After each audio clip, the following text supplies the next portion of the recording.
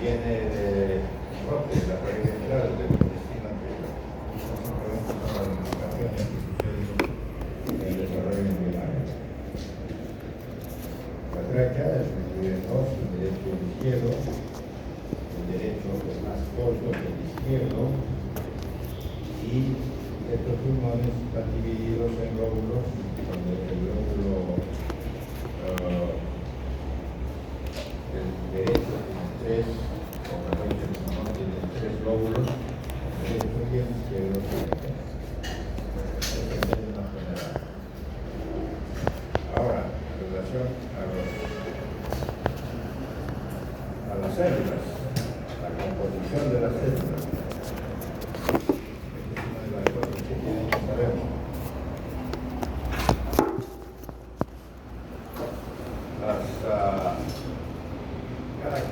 Cada parte del tubo bronquial está dividido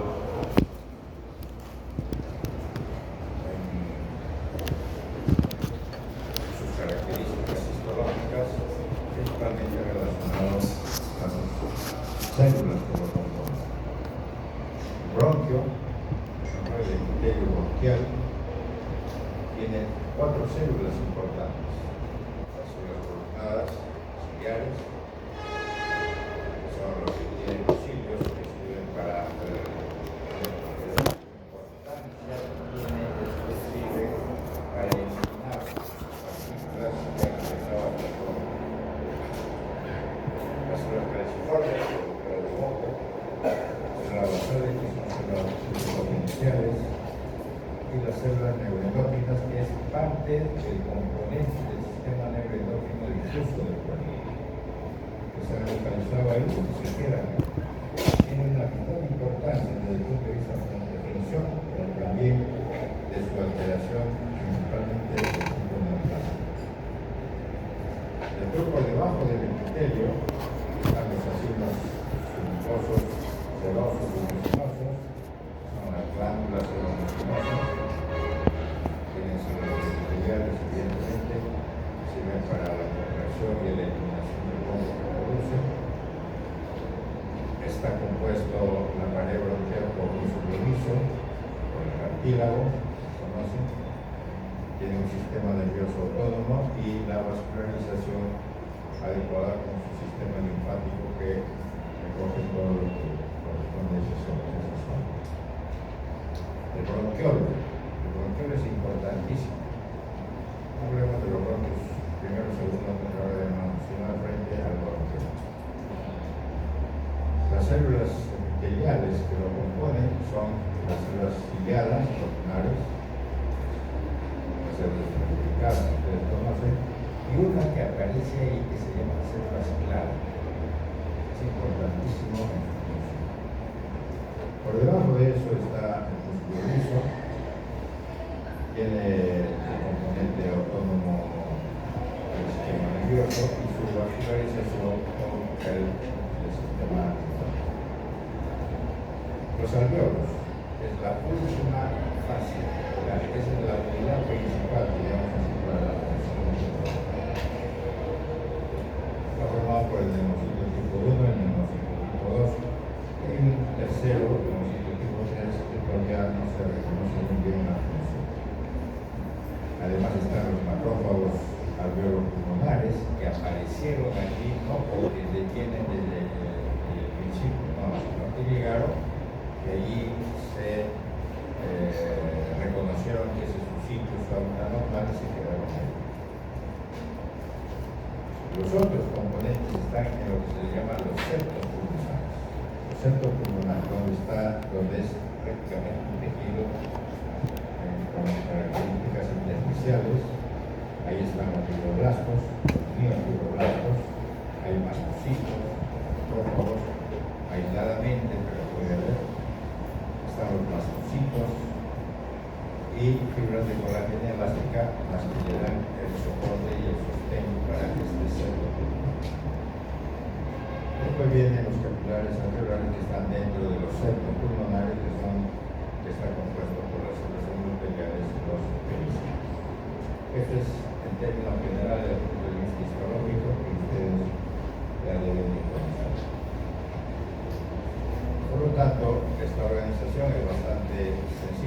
simple. Estos son el septo pulmonar. Aquí está el capilar dentro del septo pulmonar. Estamos hablando del alveolo, la etapa. El neumocito tipo 1, que cubre prácticamente toda la cara interna del alveolo. El neumocito tipo 2, que es el que ayuda como parte del alveolo. Ya no se ve un poco, no lo han dibujado. Y aquí están las partes. El bronquio, el epitelio, por debajo del epitelio está toda la zona del subepitelio, el laxo, el liso, las glándulas. Hay células acá también, que pueden ser fibroblastos, algunas células inflamatorias que normalmente pueden estar. Aquí está el cartílago, donde uno reconoce que evidentemente son. Aquí esto es un paso grande dentro de un septo, área intersticial. Esto es un infundíbulo y estos son alveolos. Se reconocen aquí, por ejemplo, los neumocitos tipo 1, neumocitos tipo 2. Aquí hay una cosa interesante que son los poros de Kohn, que normalmente no se ven, pero es una especie de comunicación entre alveolos. Históricamente es así, desde el. Aquí en esta imagen sí se ve macrófagos alveolos pulmonares y se ve un neumocito tipo 2 bastante grande. Esa es la característica, histológicamente es así. Hay anomalías congénitas, sí, porque, bueno, tiene esa situación. Hay quistes, hay hipoplasia pulmonar ligero, efecto del desarrollo, no se formó, y aquí puede ser fácilmente la causa de algún problema extrínseco, por ejemplo, una hernia diafragmática que no deja que el pulmón se desarrolle y hace hipoplasia. Generalmente es unilateral, puede ser unilateral también. Quistes broncogénicos, poco conectados, muy poco a veces conectados al árbol braquiobronquial. Es como si fuera un quiste, una cavidad dentro del pulmón. Muchas veces se han confundido eso con cavernas tuberculosas en gente de 25 años. Cuando se complican es un problema también que se tiene ahí. Está cubierto, tiene epitelio columnar, como ya vimos, tiene glándulas bronquiales, tiene cartílago, músculo. El otro es el secuestro pulmonar, otra anomalía. Es como si fuera un pulmón metido dentro del pulmón, cuando es intrínseco. Cuando está dentro del pulmón. No está conectado a la vía respiratoria y el suministro de sangre que tiene es que realmente el pulmón metido dentro del pulmón como si fuera autónomo tiene un sistema de irrigación totalmente diferente a la del pulmón. Puede ser de dos tipos: extralobular, externo al pulmón, o el intralobular, fuera del pulmón. Es frecuente. Hay niños que tienen recién nacidos que tienen este problema y pueden morirse fácilmente por un problema de hipovolemia debido a que la sangre llega a este secuestro pulmonar por muy grande y prácticamente se encharca todo. Hay otras anomalías menos frecuentes, traqueal, bronquial, estenosis, fístula, traciocepálica, que esas tan infrecuentes, pero hay anomalías vasculares y anomalías pulmonares congénitas del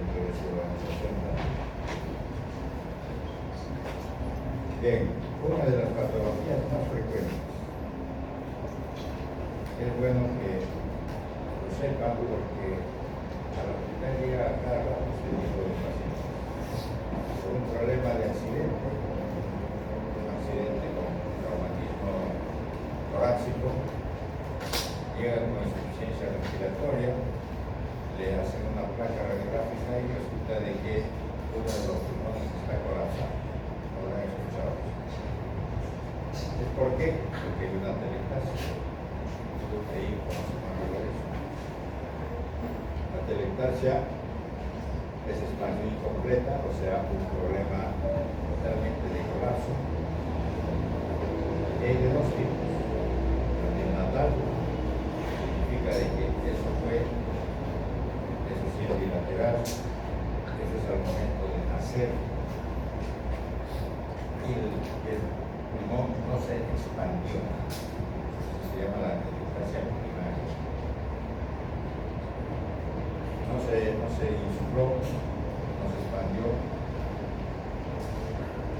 Pero el otro, que es el más frecuente, el más común, es cuando ya está previamente insuflado, expandido, con aire dentro de los pulmones, por este accidente que se mencionó previamente, el pulmón se colapsa. Eso se llama las atelectasias secundarias. Y dentro de las atelectasias secundarias están estos tres tipos. El primero se llama por resorción. ¿Por qué? Porque hay un cuerpo extraño o un tumor o algo que está impidiendo que el aire llegue hacia los alvéolos pulmonares, porque esa obstrucción está a nivel del bronco, por ejemplo, el bronco principal. Por lo tanto, todas las ramas bronquiales que dependen de ese punto principal no va a llegar aire, y no va a llegar aire hasta los alvéolos. Y en el transcurso de los días, horas y días, todo ese segmento pulmonar se va a colapsar. Llegó aire. Eso es lo que se llama una atelectasia por resorción. El otro es por compresión, que significa que algo está empujando al parénquima pulmonar hacia la parte iliar, ilio. Eso es lo más frecuente. Un accidente, como antes dijimos, ¿qué hace? Que el aire que está en el medio ambiente con la presión atmosférica va a ingresar al espacio pleural. Si entra en el espacio pleural, esa es una presión negativa, inmediatamente se va a llenar de aire y va a colapsar la fuerza que tiene ese aire que entró hacia el espacio pleural. No solamente es aire, puede ser líquido, puede ser sangre, puede ser pus. Eso hace que este pulmón se colapse. Eso se llama por compresión. Y la atelectasia por contracción es cuando la pleura se engrosa demasiado y de afuera hacia adentro comienza progresivamente a constreñir. De tal modo de que poco a poco va a constreñirlo, como vuelvo a decir, y hacer que el pulmón ya comience a tener cada vez menos aire. Esa es la atelectasia por contracción. Típicamente en las fibrosis pleurales o en las neoplasias de la pleura. Ahí está. Siempre les he puesto esto para que vean. Son radiografías simples, la más común para usarse, la más fácil para identificar las cosas. Uno de ellos tiene el problema de la atelectasia. ¿Cuál de ellos? Dicen bien,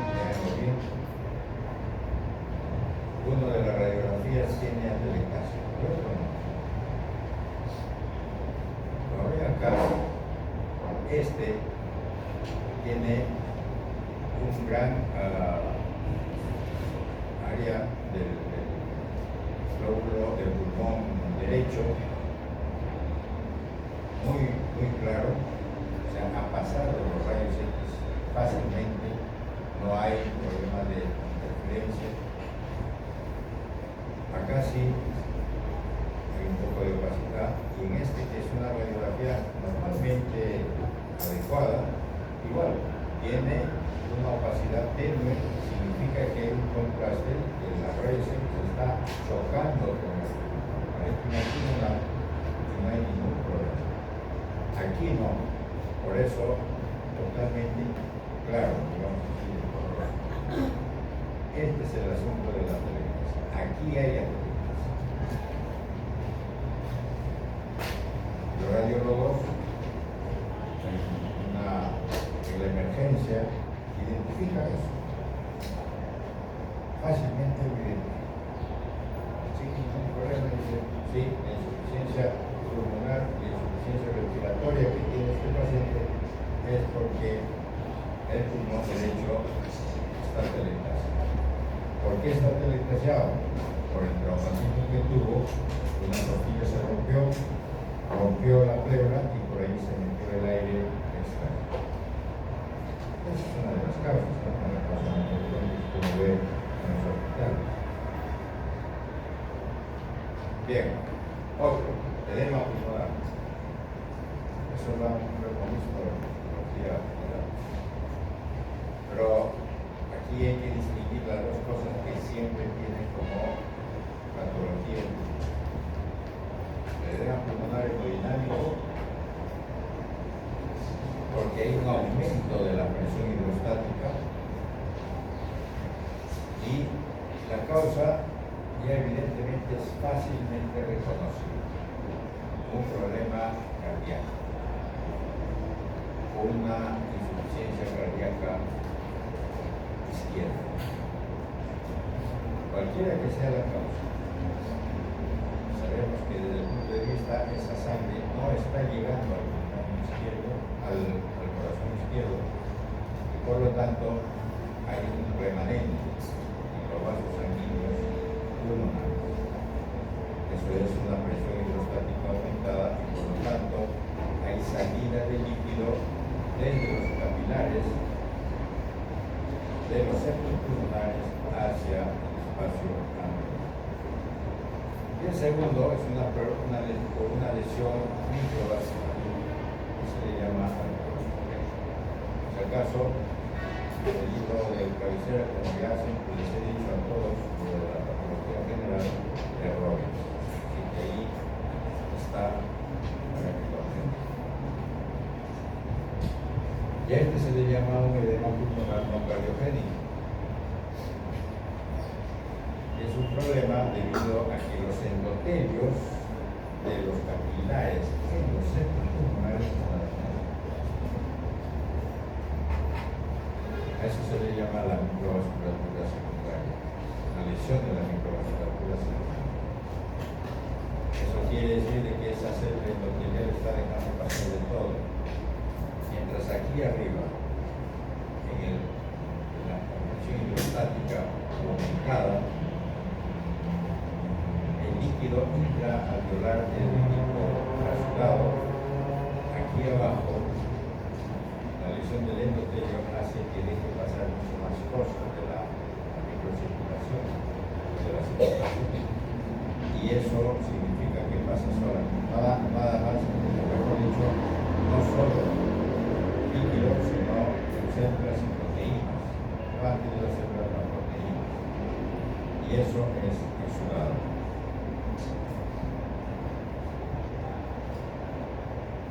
Entonces, en el edema pulmonar,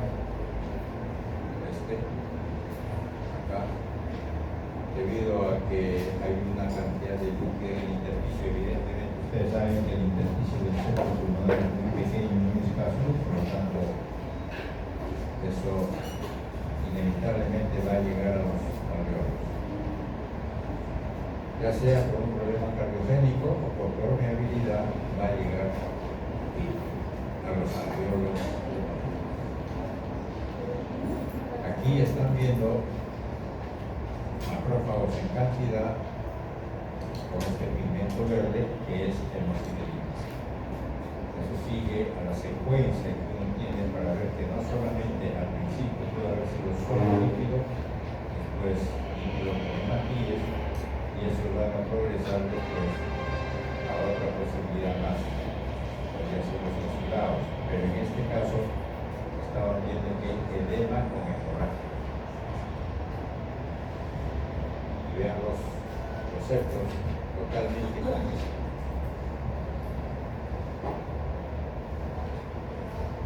Bien, esto para comenzar a ver una de las cosas más importantes que hay en la medicina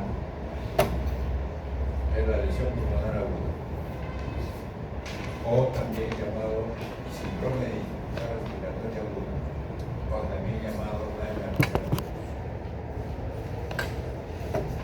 Es una patología que es muy importante que lo conozcan. La lesión pulmonar aguda, el lila es el inglés, es porque desde el punto de vista clínico hay una hipoxemia, es brusco, es repentino, es agudo. El edema pulmonar es bilateral y no hay un problema cardíaco, sin problema cardíaco. Esas son las características de esta enfermedad. Es una enfermedad aguda. Las causas son un montón. Se le llama también así, síndrome de dificultad respiratoria aguda.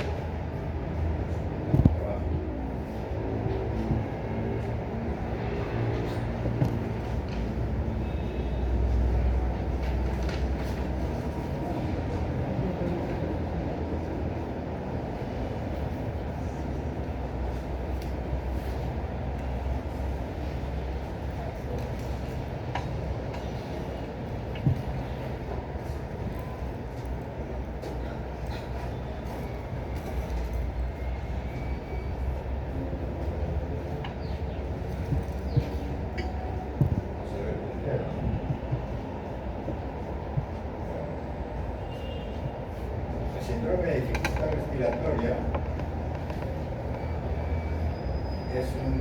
se utiliza, lo utilizan los clínicos, los de la UCI, principalmente. Y es una manifestación clínica de lo que es la lesión pulmonar aguda, grave. Entonces acá lo que vamos a hacer es utilizar los dos términos como si fuera uno solo para uno. Los clínicos utilizan síndrome de dificultad respiratoria. Su característica es aumento de la permeabilidad vascular.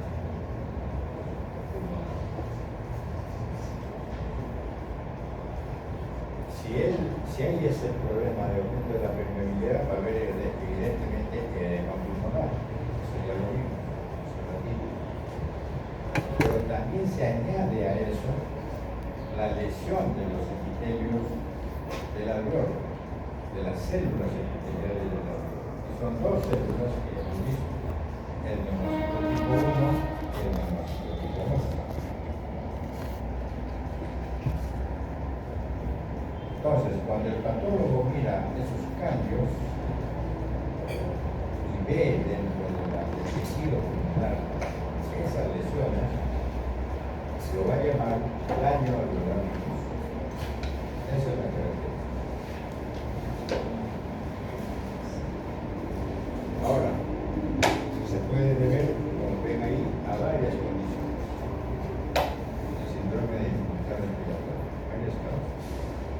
Infecciones, lesiones físicas, las infecciones sepsis, bacterianos, virales, micóticos, el síndrome de de aspiración,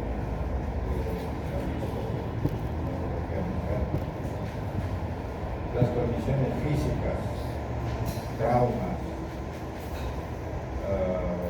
contusiones, fracturas, quemaduras, radiaciones ionizantes, lesiones químicas, hay problemas químicos, de la toxicidad por oxígeno, por ejemplo, es un problema serio, del cigarro, los irritantes. Dentro de la parte clínica está la heroína, el ácido acetilsalicílico. Ahora ya no se utiliza una sustancia de contraste que es el paraquat, antes era eso y era contado. Condiciones hematológicas, problemas de trasplantes o transfusiones, ¿no? Y la coagulación intravascular diseminada. Puede ser en una pancreatitis, puede ser en una uremia, cardiopatías, o hacer, por ejemplo, un bypass cardiopulmonar como hacen los cirujanos, reacciones de hipersensibilidad, en fin, así hay muchas manifestaciones. La clínica está clara: disnea profunda, dificultad muy intensa y taquicardia. Leucemia resistente a la terapia con oxígeno. ¿Por qué? Porque a los pulmones no les llega el aire. Los alveolos no les llega el aire. Claro, el sistema vascular sigue normal, pero no le llega ahí. Y la mortalidad es alta. Aproximadamente 35% por casos leves y hasta 46% en casos severos. Claro, eso es relativo dependiendo de qué hospital uno lo pone. Esto es una estadística de un hospital norteamericano. Acá en el Perú, más que seguro que eso sube dramáticamente. Claro, tampoco no vamos a generalizar, pero en hospitales donde sí lo notan bastante.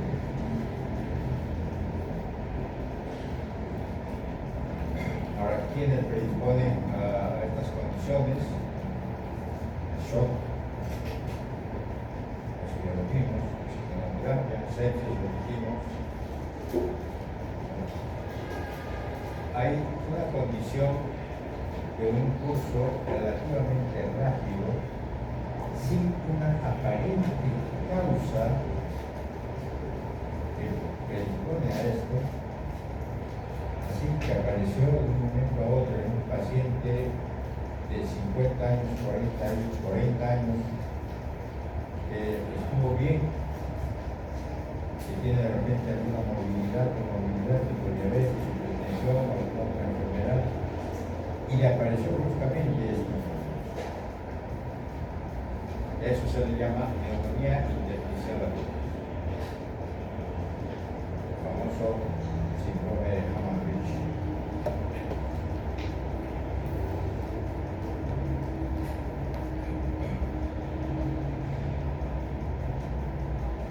Entonces, para resumir esto, el síndrome de dificultad respiratoria, una lesión de los neumocitos. La principal célula que se daña y que se muere es el neumocito tipo 1. El neumocito tipo 2 es el resistente, porque puede tener la opción este paciente de volver a recuperarse y volver a regenerarse. Y el neumocito tipo 2 hace un cambio de tal modo de que se transforme en neumocito tipo 1 para volver a revitalizar toda la superficie de la vida. Por eso el primer daño, la primera célula con necrosis en este tipo de eventos dentro del pulmón es el neumocito tipo 1. Ahora, todo ocurre porque hay una lesión, una activación endotelial como uno de los eventos más importantes. Los macrófagos lo detectan, secretan mediadores, por tanto de necrosis cerebral, y actúa sobre ese endotelium. lesión, extravasación de neutrófilos, se adhieren al endotelio activado y migran al intersticio y al alveolo. Cuando llegan al alveolo, va a haber todo un proceso de activación de los elementos mediadores químicos de los neutrófilos, y esos, juntamente con la necrosis, el resto celulares del alveolo, que son los tipo 1, van a formar una masa compacta, una masa difícil de desarmarse, y eso es lo que forma la membrana hialurónica. En el dibujo se ve membrana hialurónica. A eso se le llama síndrome de dificultad respiratoria aguda del hombre. La formación, la presencia fisiológica de la membrana hialurónica. Por eso también en los recién nacidos con problemas de la surfactante se producen casi las mismas condiciones, se le llama enfermedad de membrana hialurónica.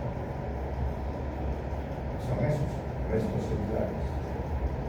Aquí está toda la activación de las células inflamatorias que producen todo el componente de la respuesta inflamatoria frente a una infección. Por lo tanto, la resolución completa de la lesión se dificulta en esta síndrome de estrés respiratorio por la necrosis epitelial. El daño inflamatorio que dificulta la reabsorción, porque además también está con el efecto. Todos estos van a producir un desencadenamiento de la inflamación. Los macrófagos tratan de eliminar los restos, pero a la vez también, al tratar de eliminar los restos, estos macrófagos dentro de su citoplasma tienen elementos mediadores que activan la proliferación fibroblástica. Por eso se les llama las citoquinas fibrogénicas.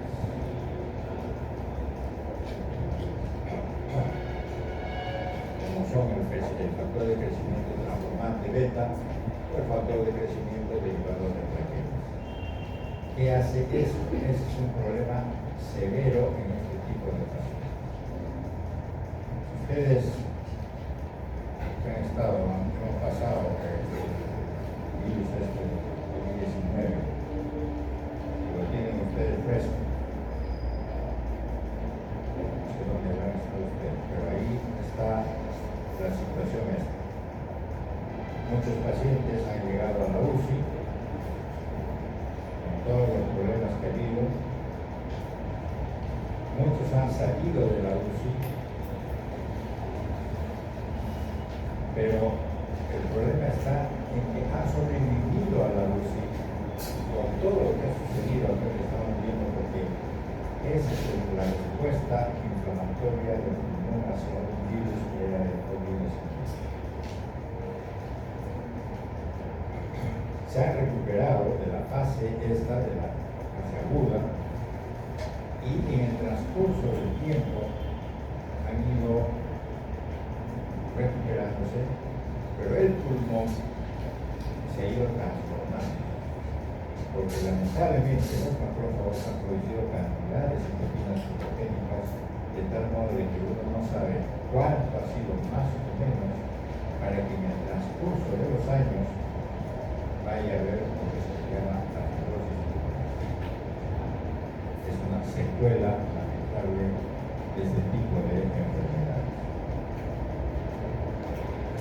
Estas son imágenes donde ven la primera fase, están los alveolos llenos de edema, con células ya dentro de los alveolos, congestión, hemorragia, todo eso, los centros que están ahí. Aquí ya hay más fibrina dentro de los alveolos, se están organizando mucho más, y ahí ya hay necrosis celular, tanto de pulmones como de ciclos. Y y posteriormente se forma esto que es la membrana hialina, una cubierta en la superficie interna de la regla.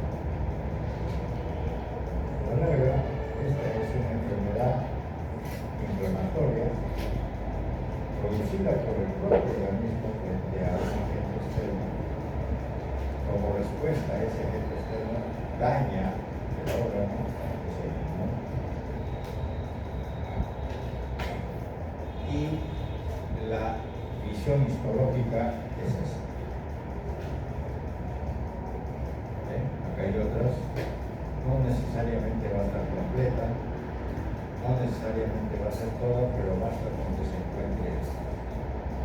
Y aquí en esta flecha están viendo los linfocitos tipo 2, ya en fase proliferativa, porque esta es la otra fase en la cual ya está regenerando. Puede que haya áreas del pulmón que todavía haya esto, o sea, como si fuera una cosa aguda, pero otras áreas ya están en la fase de regeneración, con proliferación de linfocitos y engrosamiento de los septos pulmonares.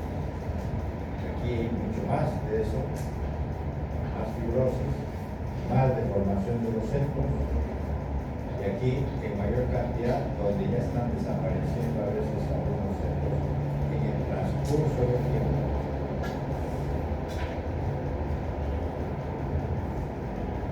Bien, la otra patología que tienen que saber, mayor, las enfermedades pulmonares obstructivas y restrictivas. Los neumólogos son los que mejor utilizan esta forma de clasificar, porque a un paciente que tiene algo de enfermedad pulmonar, los clasifican así, desde el punto de vista de su función. Es obstructivo o sea restrictivo. Las obstructivas se caracterizan por un aumento de la resistencia al flujo de aire, porque las vías, los conductos respiratorios están dañados. En cambio, la restrictiva no es un problema de los conductos o las vías. El problema es el parénquima propiamente, o sea, el alveolo. No hay expansión del alveolo. Y por lo tanto, su capacidad pulmonar está bien. ¿Cómo se puede saber? Por la función pulmonar. Es una distinción clínica que eso lo hace con espirometría. El espirómetro es el instrumento de cabecera de los neumólogos para saber sobre esto.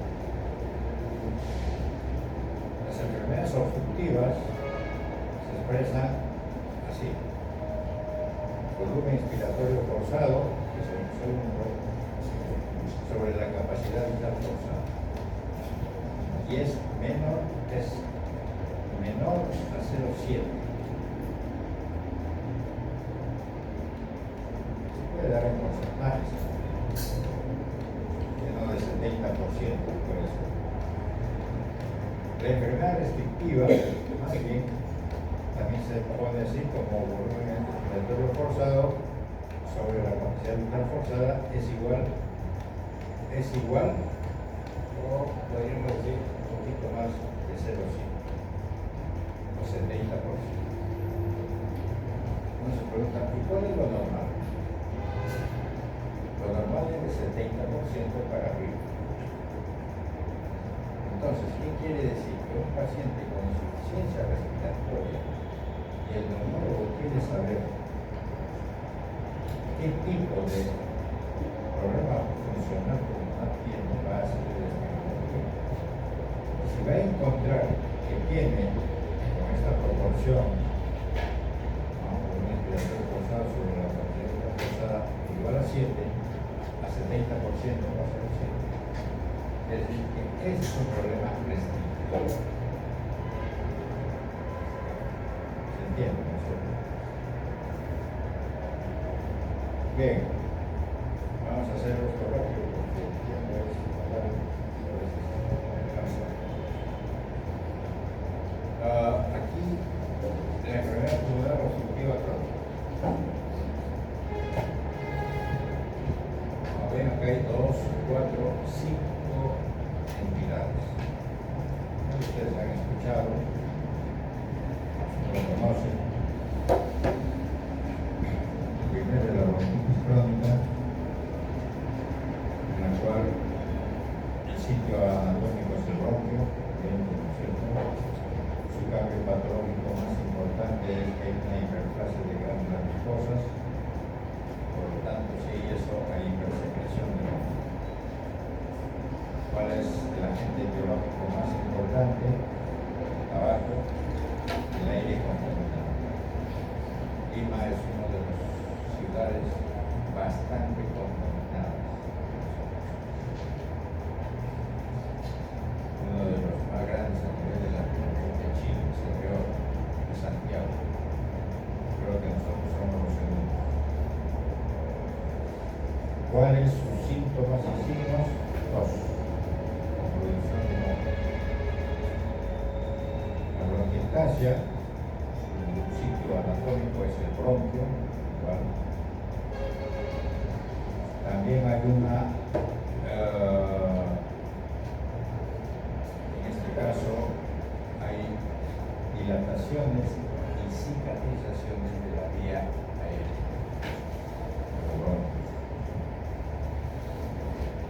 ¿Cuál es el agente etiológico? Es infecciones persistentes. Síntomas y signos: tos, fiebre y esputo turbulento. Eso lo vamos a ver ahí un poquito más después. Pero es importante saber de que una bronquiectasia aparece después del proceso inflamatorio pulmonar, especialmente de la vía respiratoria. Y si es persistente esa inflamación de la vía respiratoria, con el tiempo va a producir bronquiectasia. Eso no aparece de la noche a la mañana. Eso pasa, o sea, transcurre a través de muchos años. El asma, esa es una idea que van a ver en el seminario. Sitio anatómico del bronquio, su característica patológica es una hiperplasia del disco liso. Hay cantidad de moco que se produce con inflamación. La etiología puede ser inmunológico, muy característico, o de unas causas que no se conocen, no se sabe por el momento. Y lo interesante desde el punto de vista de signos y síntomas, que a pesar de que es una enfermedad crónica, son episódicos.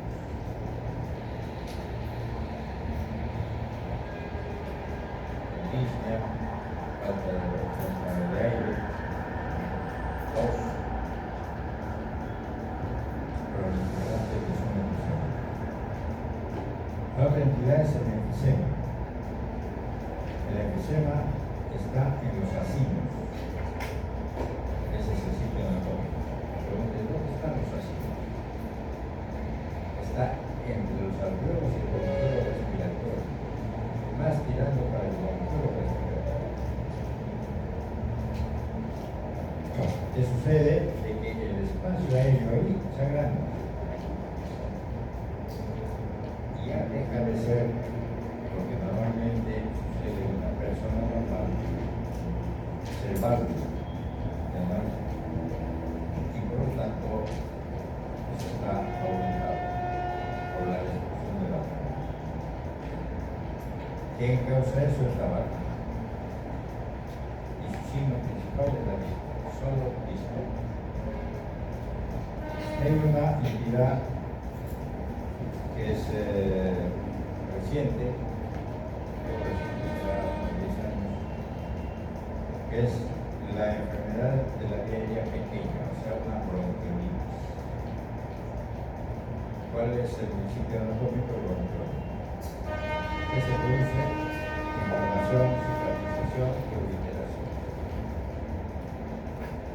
La causa, el cigarro, contaminantes del medio ambiente y algunas otras cosas. E igual que la bronquitis crónica, tos, listo. Hay mucho estudio en este caso.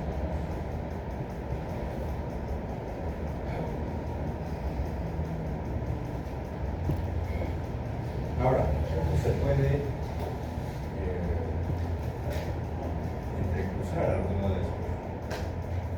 La enfermedad de las vías aéreas pequeñas, por ejemplo, es el enfisema con la bronquitis crónica. Claro, no es la bronquitis, es mucho más pequeño. Es bronquitis crónica, bronquios de segundo orden. Por eso hay bastante moco todavía, hay inflamación. El enfisema produce una sobrehidratación, pero ambos pueden resistir con el tiempo desde el punto de vista clínico. Puede solaparse. Eso es el asunto del neumólogo que tiene que distinguir. Y junto con ellos es el asma. El asma igualmente puede tener componente de tipo enfisematoso como de bronquitis crónica, pero simplemente el manejo clínico.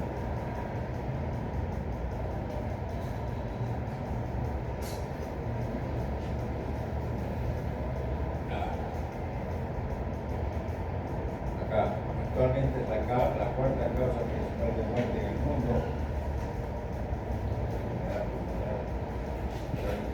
Y se prevé que ocupa el tercer lugar en el consumo de cigarrillos como la China. La China es famoso en eso. Existe una asociación entre el tabaquismo intenso y el EPOC. ¿El EPOC qué es? Es la tecnología que se utiliza ahora para decir enfermedad pulmonar obstructiva crónica. Entre el 35 y 50% de los fumadores pesados pueden desarrollar este EPOC. Y alrededor del 80% de los casos de EPOC son atribuibles al tabaquismo.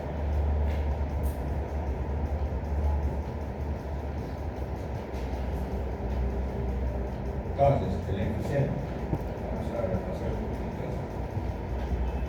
El problema está acá, en el control respiratorio. Acá se destruye la pared de este asilo. Cuando se destruye acá, es típicamente lo que se llama el enfisema centroacinar. Es el 95% de los casos clínicamente significativo. 95%. El otro es el panacinar, donde también se compromete el control respiratorio, pero es mucho más la lesión a nivel distal, o sea, del saco alveolar, y se dilata el saco alveolar. Ese es el 5%. Y este panacinar está asociado aquí a la deficiencia de la alfa-1 antitrypsin. Ese es el problema. Hay deficiencia de la alfa-1 antitrypsina, pero no necesariamente cuando es un problema genético, de eso ya hay problema, pero la deficiencia puede ser solapada. Es evidente. Aquí está la patología. El cigarro, el aire contaminante y una predisposición que va a producir un estrés oxidativo, va a haber respuesta inflamatoria y la alteración o llamado imbalance proteasa-antiproteasa. La proteasa es una organela de mediadores de elementos que están en los necrófilos, en los macrófagos, en las células endoteliales, que se liberan ante la actividad inflamatoria. Y la antiproteasa es la ronda antibiótica. Ese imbalance puede ser bastante severo o puede ser poco, va a hacer que predomine y gane las proteasas. Y esa proteasa va a llegar a las fibras elásticas de los bronquiolos respiratorios, el vacino pulmonar, y lo va a destruir. Y eso hace que se forme el saco aéreo que se distiende. En este caso, si es simplemente centroacinar, que no es tanto por el balance propiamente dicho, sino por las causas más de tipo ambiental, y este es típicamente un problema de la deficiencia de la alfa-1 antidepresiva. Aquí también puede haber, pero es más solapado. No necesariamente es muy abundante el defecto, puede ser solapado. Acá se ve, esta es una radiografía líquida típica de enfisema. Como el radiólogo dice, ese es enfisema. Parece normal, vean la flecha. Aquí nos está demostrando la flecha. Está demostrando que el aire, el pulmón, está empujando el diafragma y lo está aplanando. Normalmente el diafragma es cerrado, curvado. Eso es lo que. Pero acá va alineado, va aplanado. Eso es característico de aquí se ve, este es el enfisema, la dilatación de los espacios alveolares.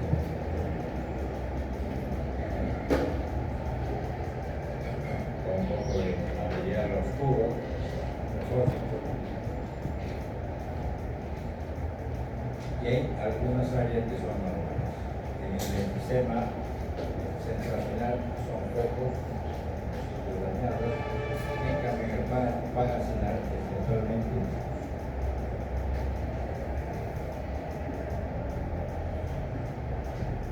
Y se ve el punto también un poco más de radiolucencia en la parte más externa, se ve esto.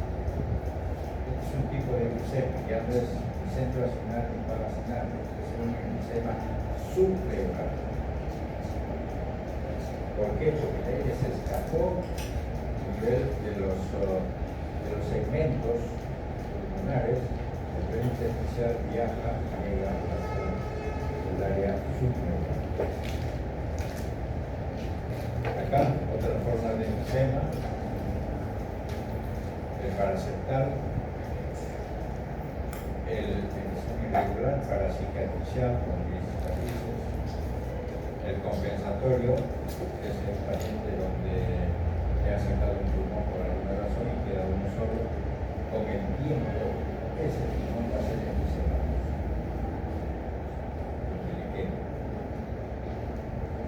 Hiperinflación por problema obstructivo, enfisema doloroso, enfisema intersticial. El que hemos visto es el que es superior al disco.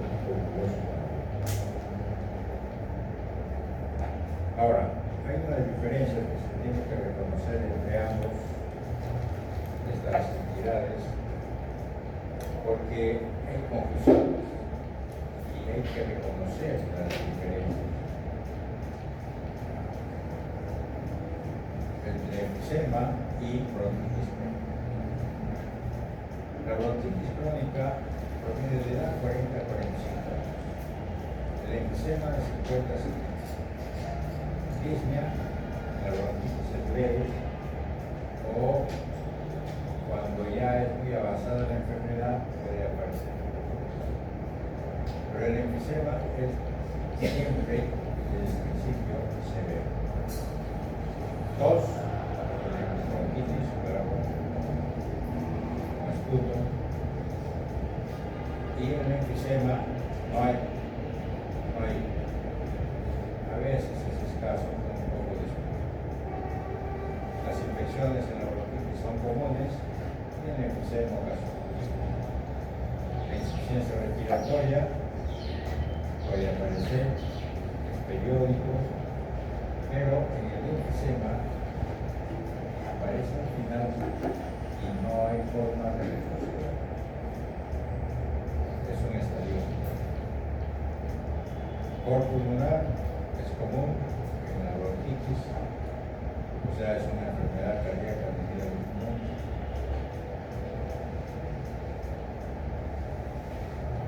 Y en el enfisema es raro. La resistencia al paso del aire, en la bronquitis sí se incrementa, en el enfisema no hay nada, no hay problema, es problema de monstruos. La fibra elástica es normal, en el otro está bien. La radiografía de tórax predominan los vasos. Generalmente está el tamaño de los en el corazón son más o menos grandes, importantes. Y en el otro es una hiperinflación con un tamaño cardíaco. La apariencia en la bronquitis va a ser un tipo cianótico, en cambio en el enfisema no, como si nada estuviera dentro. En cualquier caso, la bronquiectasia es una entidad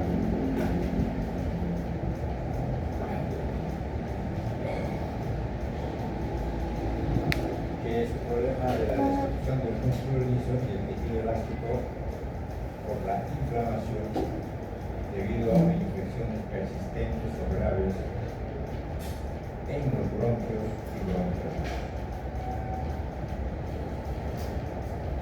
Lo del primer orden.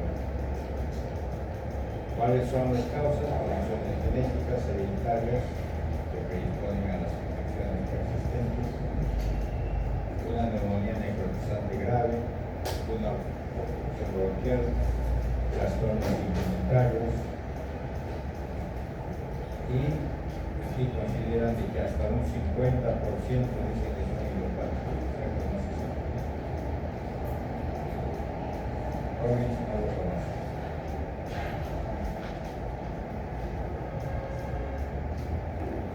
Entonces, ¿cuál es el problema de una bronquitis?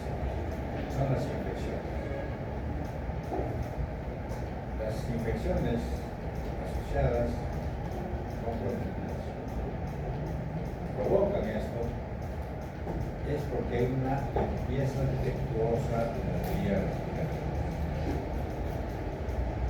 Y con el tiempo va a haber una destrucción del músculo liso, del tejido elástico, del que sirve como soporte y como elemento importante para el mantenimiento del tubo, del conducto. Y poco a poco se va dilatando. Claro, en los bronquiolos más pequeños se destruye progresivamente por fibrosis, eso se le llama la bronquiolitis crónica. Aquí se ve dilataciones con gran cantidad de tapón de moco o de proceso infeccioso.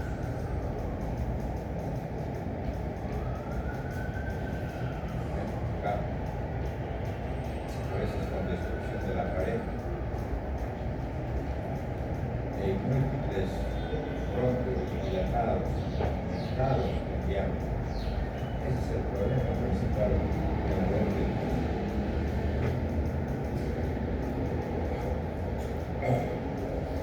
¿Dónde y cómo se ve? Principalmente a nivel biliar, porque todos los bronquios son los principales, ahí se ve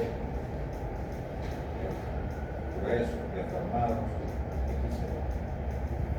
Inclusive esta es la prueba, está llegando cerca a la pleura, prácticamente está pegado en la pleura. ¿Cuál es la distancia de un bronquio que se reconoce hasta la pleura? Porque toda esa parte en la cual ya no hay bronquios, puro parénquima, puro alveolo respiratorio, claro, pero ya no son bronquios grandes. Es más o menos una distancia de 3 centímetros. Pero si hay menos, lo mide el radiólogo, evidentemente dice que es bronquitis.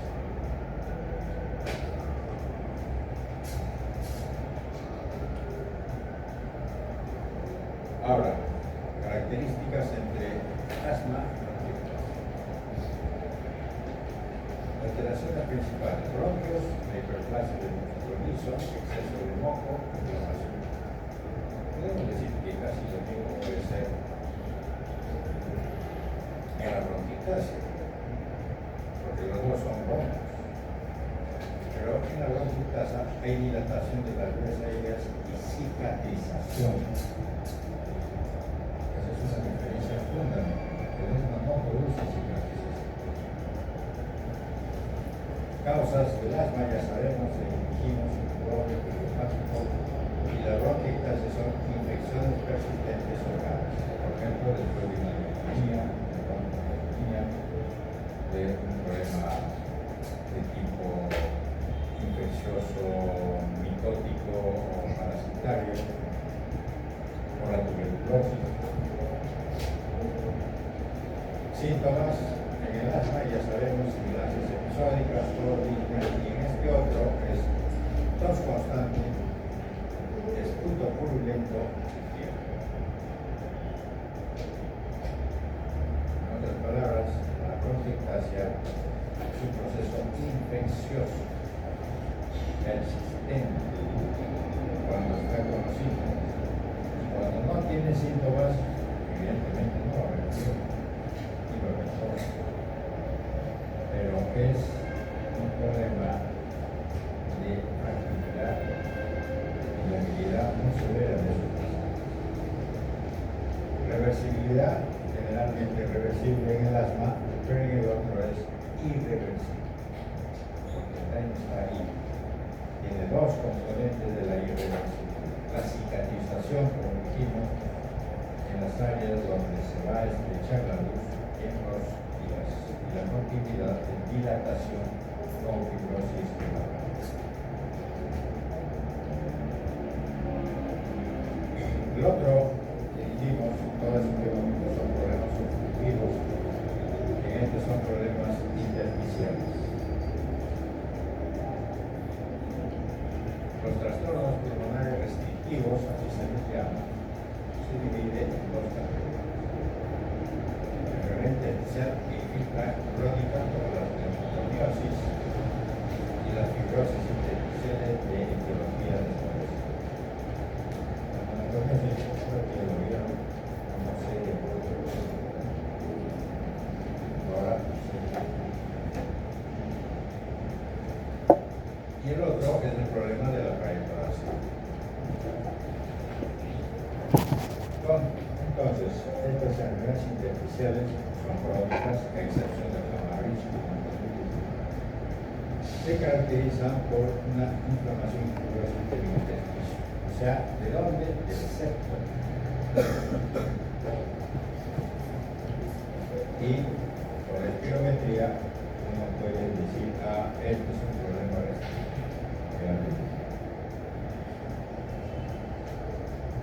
Ahora, categorías de enfermedades pulmonares: fibrosantes. Estas enfermedades pulmonares obstructiva, crónica, fibrosante, generalmente son de los llamados idiopáticos. La neumonía intersticial usual, fibrosis pulmonar idiopática, o sea que no se sabe cuál es la causa de la aparición. Entre ellos está la neumonía intersticial inespecífica,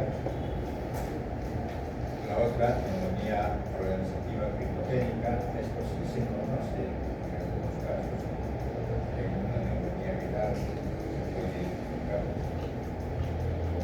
respuesta a ella, pero hay casos en los cuales no se conoce y está por eso. Las enfermedades asociadas al tejido conectivo, ya sabemos, las asociadas al tejido conectivo, cualquiera que fuera las enfermedades inmunológicas conocidas, va a producir un problema de fibrosis intersticial o de enfermedad pulmonar intersticial, reacciones a medicamentos, la pneumoconiosis y la pneumonitis por radiación. Todos ellos van a producir fibrosis. Hay otras entidades como la sarcoidosis o la pneumonitis por hipersensibilidad que van a producir lesiones granulares.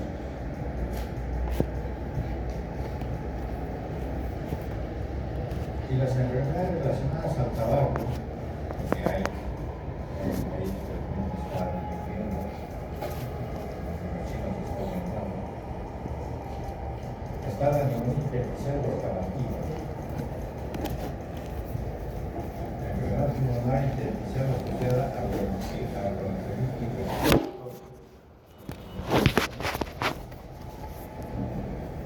Y hay otros que son raros, que se ven en la medicina.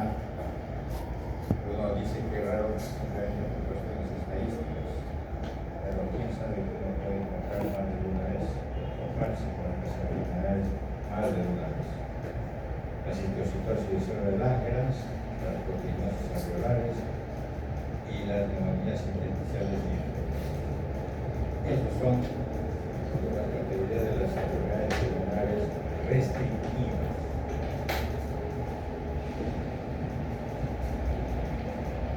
Entonces, hay un medio ambiente, factores, cigarro, el reflujo gastroesofágico, el diente, otros elementos irritantes, toxinas, infecciones virales y todo eso, van a producir respuesta inflamatoria asociado a la edad. Esa es otra.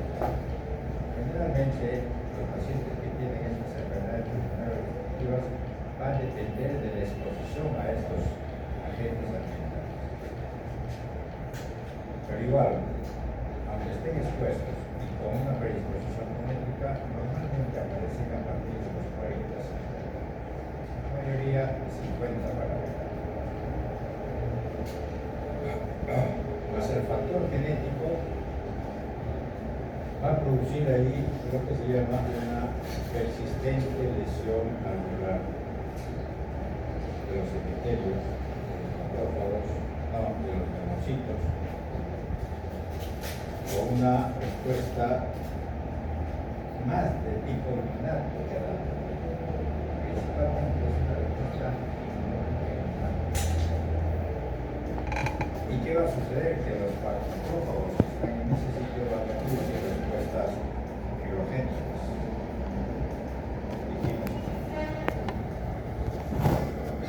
Y va a haber proliferación de fibroblastos y producir. Aquí es las imágenes en una tomografía, lo que se ve aquí abajo son cantidad de espacios como si fueran quistes, digamos pulmones o fibrosis, lo que se ve. Eso es lo que se llama la enfermedad hepática diabética, es lo que le llaman los radiólogos. Y aquí en la histología se ve así, pequeños espacios aéreos deformados con engrosamiento de componente intersticial. Y esto cada vez va a aumentar en el transcurso de los años y se hace así. Y solamente quedan bronquios pequeños y grandes, ya prácticamente sin alveolos.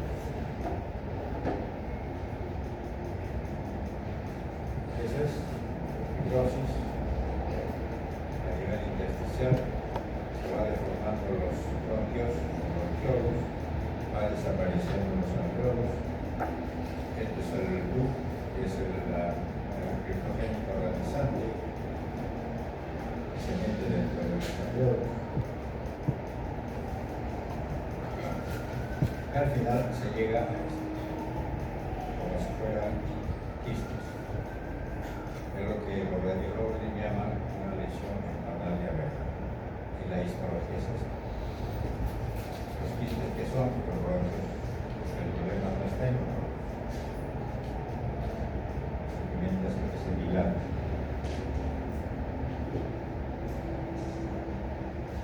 Esta, las alteraciones del surfactante, bien interesante. Normalmente hemos dicho de que el surfactante es uno de los elementos principales que existen a nivel de la superficie interna de los alveolos, que se produce normalmente para que se evite el colapso de los alveolos al momento del desarrollo. Y su presencia, eso impide la atelectasia. Pero ¿qué sucede? Que ahora se han encontrado variantes de la atelectasia o de la alteración del surfactante.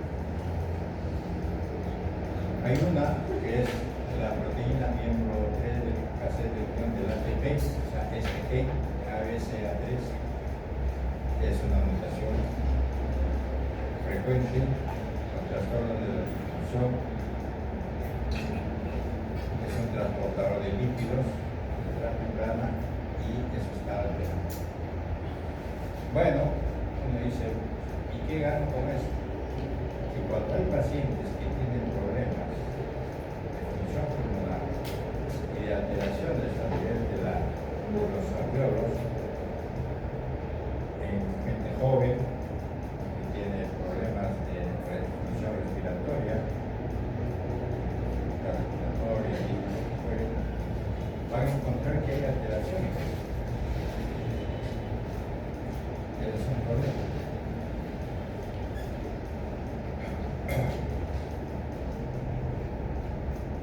El segundo, es el más común, es un trastorno de la distribución del surfactante que codifica la proteína C. Es una herencia autosómico dominante y tiene un curso muy variable, pero este es un paciente en el cual el paciente puede fácilmente fallecer.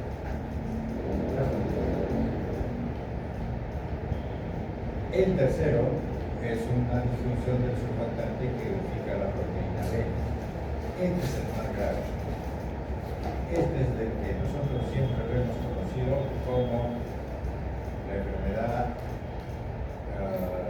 respiratoria aguda del recién nacido o enfermedad de membrana hialina del recién nacido, porque es agudo. Aquí sí hay una severa falla del surfactante. Los recién nacidos no duran más de un día, 24 horas.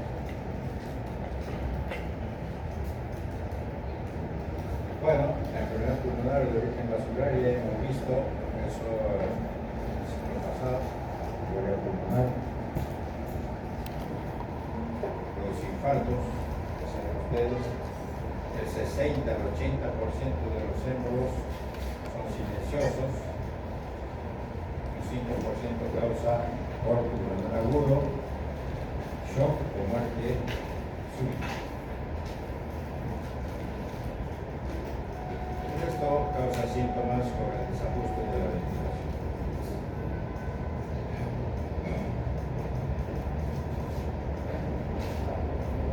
Ahora, ¿cómo se define que hay una hipertensión pulmonar cuando está alterado de mayor o igual a 25 millones de mercurio en reposo en la arteria pulmonar?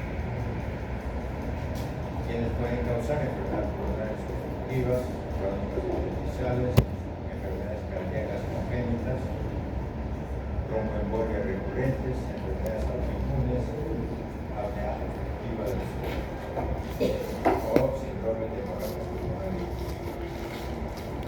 Hay un montón de esos. El vaso, está la hepática, la esclerosis pulmonar idiopática, la hemorragia cerebral.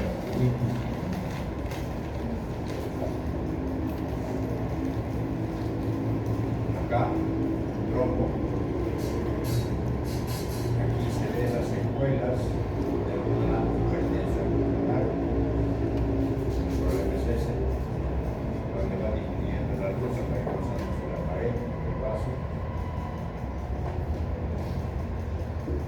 infecciones es otra entidad que posiblemente sea la causa más frecuente de consulta de los pacientes a los médicos.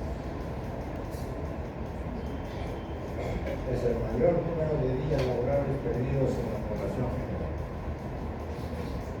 No solamente días laborables, sino días de estudio también, porque se enferma y no va a la casa.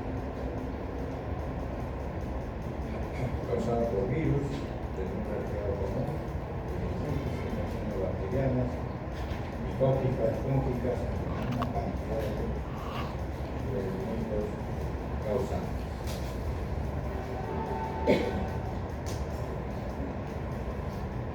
Todo es porque la gente bacteriana no va a entrar, la gente infectante va a ingresar, va a llegar hasta los alveolos, va a haber una respuesta inflamatoria y una reacción inmunológica de tipo innatos, que es lo más importante que reconocer.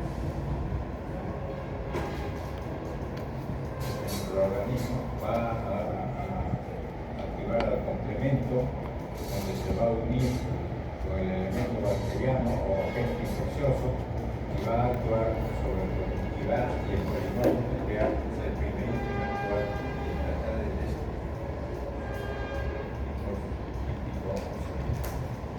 Y esta segunda es porque ya entró una segunda vez, una tercera vez, en fin, y ya hay anticuerpos contra estos agentes, porque ya se movilizó todo el aparataje inmunológico y la formación de anticuerpos.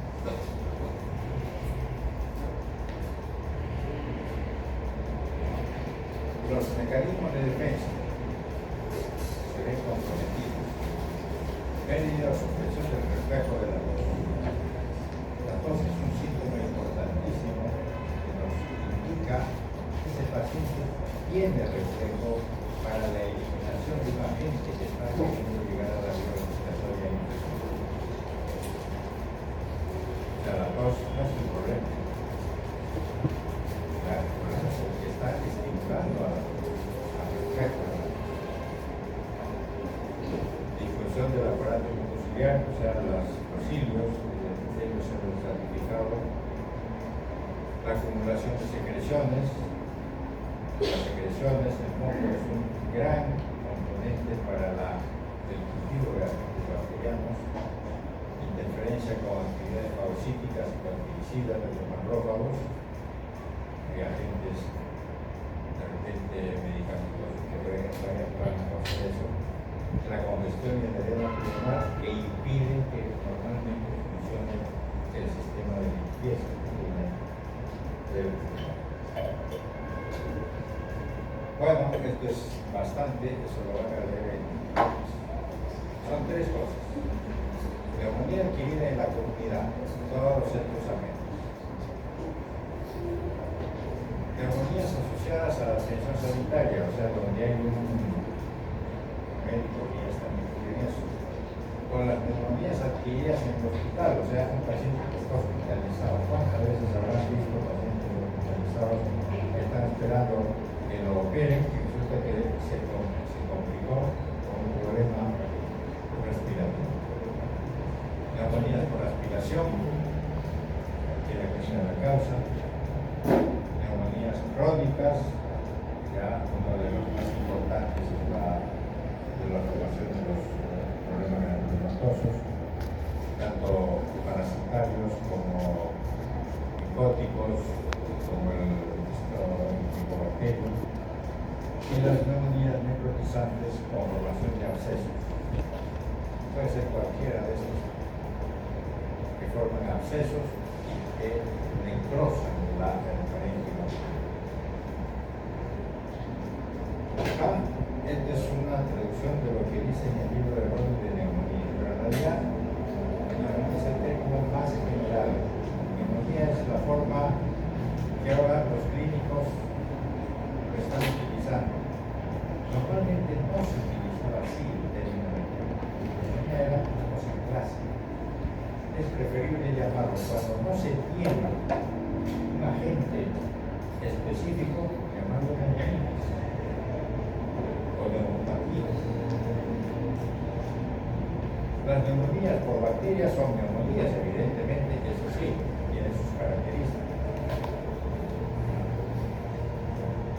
Pero las neumonías, los agentes bacterianos, los agentes virales que producen problemas infecciosos respiratorios, son neumonías virales. Hay que utilizar los términos como debería ser. Es una observación. Claro, imagino que los clínicos que están en los hospitales de llamarán que está todo neumonía, pero a todos los peruanos. Ahora, estas enfermedades infecciosas pueden ser difusas, pueden ser focales. Los difusos, como el virus, neumonitis esencial, reacción a drogas, que son los más comunes, que no son típicamente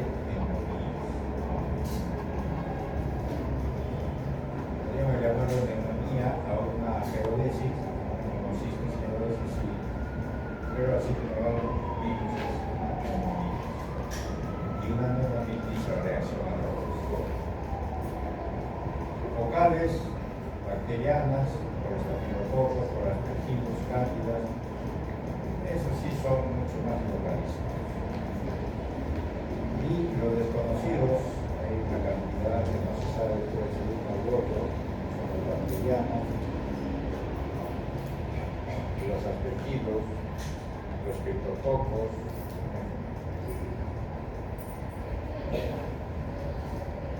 Acá, algunos ejemplos. Hay una lesión opaca, y otro. Y acá, en la traducción macroscópica, hay múltiples focos consolidados en ambos lobos. Eso es una bronconeumonía. No es una neumonía. Y es infeccioso, y es bacteriano. Eso deberíamos hacer bronconeumonía. ¿En qué se ve en estos pacientes? En adultos ancianos o en niños, neonatos.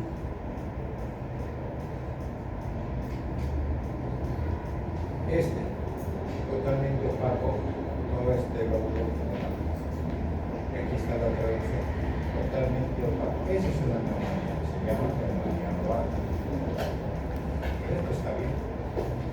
Y eso se ve en agentes bacterianos que recibimos con ellos. Acá, este es el compromiso del problema infeccioso.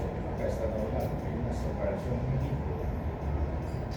Si uno ve a mayor aumento, esto que va a ser cantidad de polinógenos nucleares dentro del alveolo, típicamente proceso infeccioso inagudo.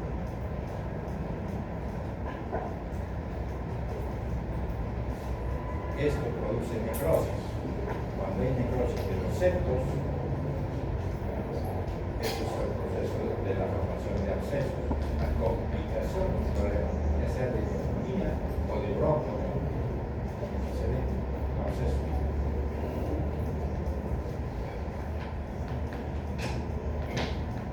Por la otra complicación que se ve en estos agentes es el derrame o el edema.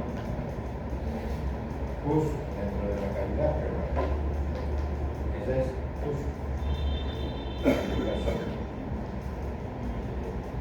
El otro es a nivel de los septos. Aquí se ve esa reactividad nucleada con gran pérdida de células dentro de los alveolos, pero no son polímeros nucleares.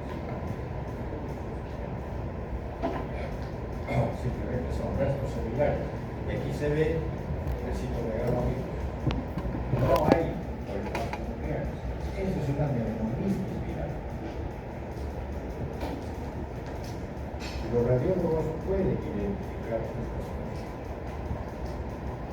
y llamarlo neumonitis viral, no neumonía. Pues de otro, cantidad de lesiones blanquecinas, como ven acá, los capitilitos. ¿Qué es? Granulomas. El tipo miliar, múltiples atributos. Ese es un problema de una tuberculosis miliar.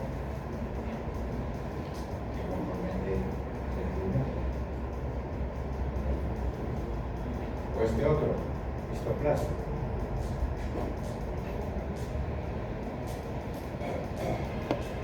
Igual acá, con cantidad de macrófagos. O este, como si fuera resto de proteínas, y cuando se hace la coloración, es el neumocystis caroides.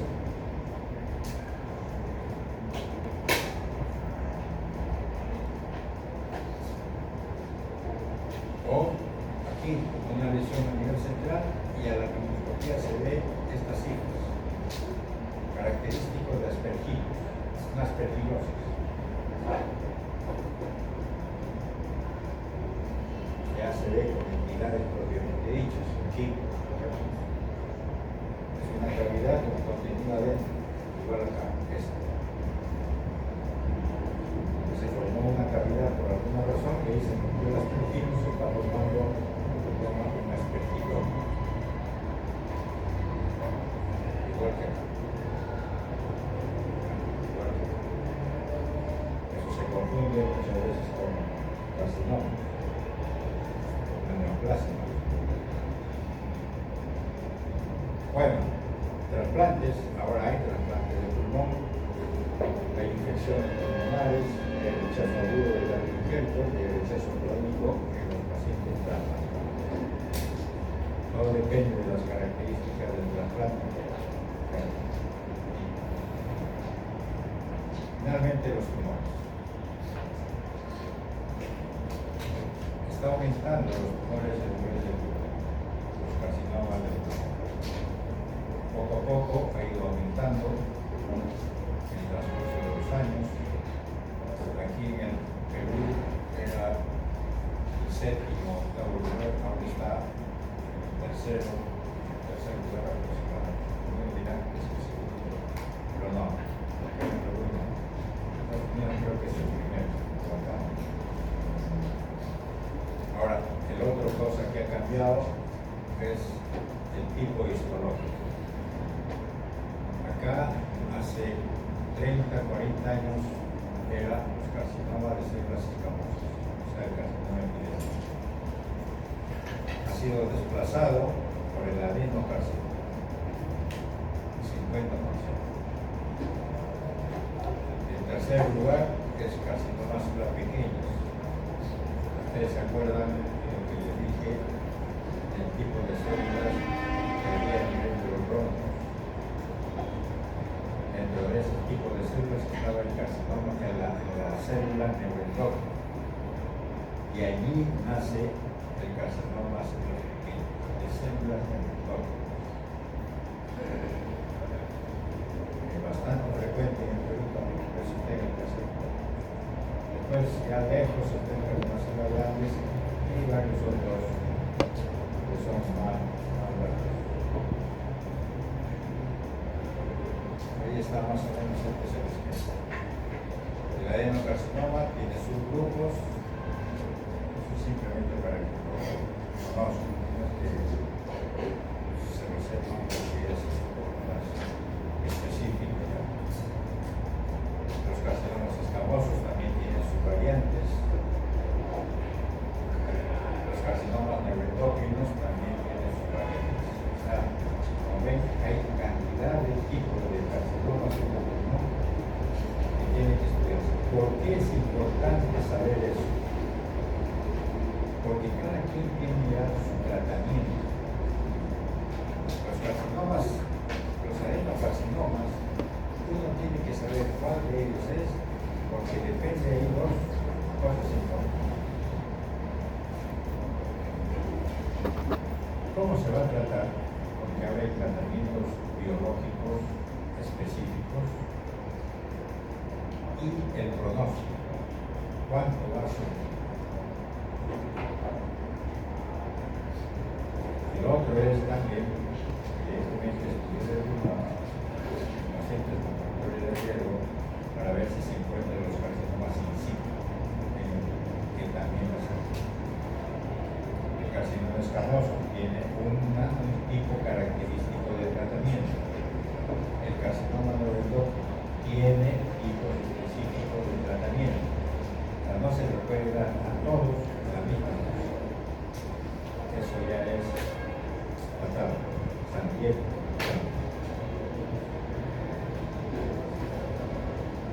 Carcinoma,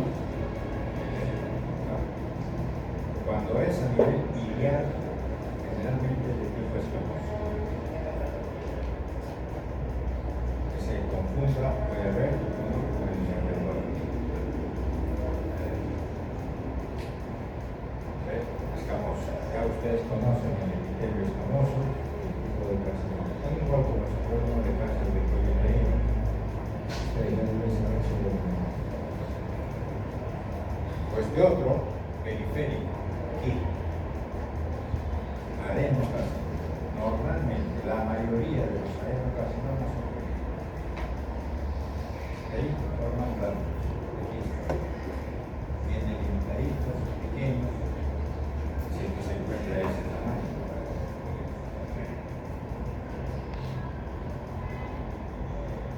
Todos los neuroendógenos que son así, la parte iliar, irregulares, difusos, que se van metiendo en los bronquios y esta característica de células muy hiperformadas. Es el deterioro conocido. Listo, terminamos.